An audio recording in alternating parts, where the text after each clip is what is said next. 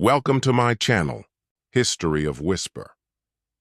Today I am going to take you deep into a story of sacrifice, betrayal, and a courage so rare that it still leaves soldiers speechless when they talk about it. It is a story about one woman, a soldier who was left for dead behind enemy lines, but who rose again with a fire that no bullet could extinguish. A soldier who turned loneliness into strength and despair into a weapon. This is not just a war story. It is the story of survival, of vengeance, and of a name that enemy generals still whisper with fear. She had been sent on a classified mission with her team. They were supposed to destroy an enemy communication hub buried inside the mountains. The orders were simple: infiltrate, plant charges, and exfil before dawn. But war is never simple. A traitor inside their ranks had tipped off the enemy. Her unit walked into an ambush. The night sky lit up with tracers, mortars, and screams. One by one, her brothers in arms fell around her. She fought like a shadow, swift and precise, but there were too many. A blast threw her against the rocks. Her vision blurred, and the last thing she remembered was the sound of boots rushing toward her as everything faded to black. When she woke, she was tied toe-post inside a makeshift prison camp. Her body was broken, her ribs cracked, her lips split. The enemy thought she was finished. They laughed at her, called her a ghost soldier, nothing more than a dying remnant of a failed mission. For 3 days they kept her there, mocking her, starving her. On the fourth night, a storm rolled in, lightning cracking the skies. That was the night she made her move. Her hands, raw and bleeding, had slowly worked therapies loose. When the thunder roared, she snapped them free. She took the knife from the guard, who thought she was too weak to fight. Within seconds, he was silent, his weapon in her hands. She vanished into the storm. Most would have run. Most would have tried to cross the mountains to survive. But not her.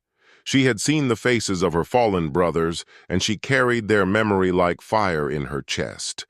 Survival was not enough. She would finish what they had started. That night she crept through the jungle like a phantom. She studied the enemy base, counting patrols, memorizing routines. She discovered something the intelligence had missed. This wasn't just a communication hub. It was the headquarters where the enemy's top generals had gathered to plan their next strike. The world thought she was dead. Her commanders had already mourned her. Her name etched into silence, but behind enemy lines alone she became a storm no one expected. On the fifth night she struck. She slipped past the perimeter, her face painted with mud, her breath steady. She moved like a shadow through the camp. The first guard didn't even have time to scream before she ended him. The second fell with the sound of thunder covering his final breath. One by one she infiltrated deeper into the compound. In the command tent, 5 generals sat around a map marking their next conquest. They had no idea that death had already walked into the room.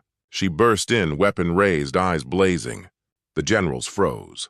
Some reached for their pistols, but she was faster. Years of training, every scar, every drop of blood spilled by her brothers fueled her now. She moved like fire, cutting them down one after another. The tent filled with chaos, but she was the storm, untouchable, unstoppable. By the time the last general fell, silence returned. She stood in the middle of the carnage, chest heaving, her hands trembling, not from fear, but from the weight of vengeance fulfilled. But her mission wasn't over. She planted charges on the communication hub, the ones they never had the chance to place. As she lit the detonator and walked away, the mountain behind her exploded into flames. The sky painted with fire, a signal to the world that she was not dead. She was alive. It took her 7 days to cross back over enemy lines. 7 days of hunger, of wounds reopening, of silence pressing on her ears. But each step was powered by the voices of her fallen brothers pushing her forward.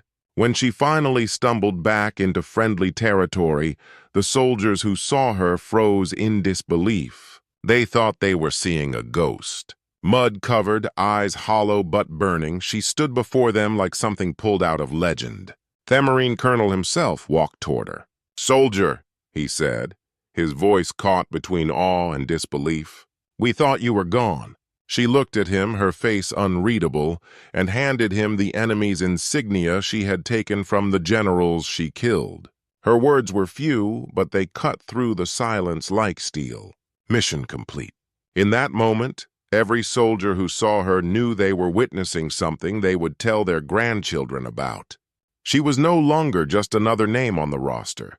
She was proof that even when left for dead, the will of a true warrior cannot be extinguished. Her story spread through the ranks like wildfire. Some called her a phantom, others called her vengeance itself. But to those who truly understood, she was something greater. The living reminder that courage is not the absence of fear, but the strength to rise when everyone else has fallen. She never sought glory. She never gave interviews or stood before cameras. She carried her scars quietly the way a soldier does.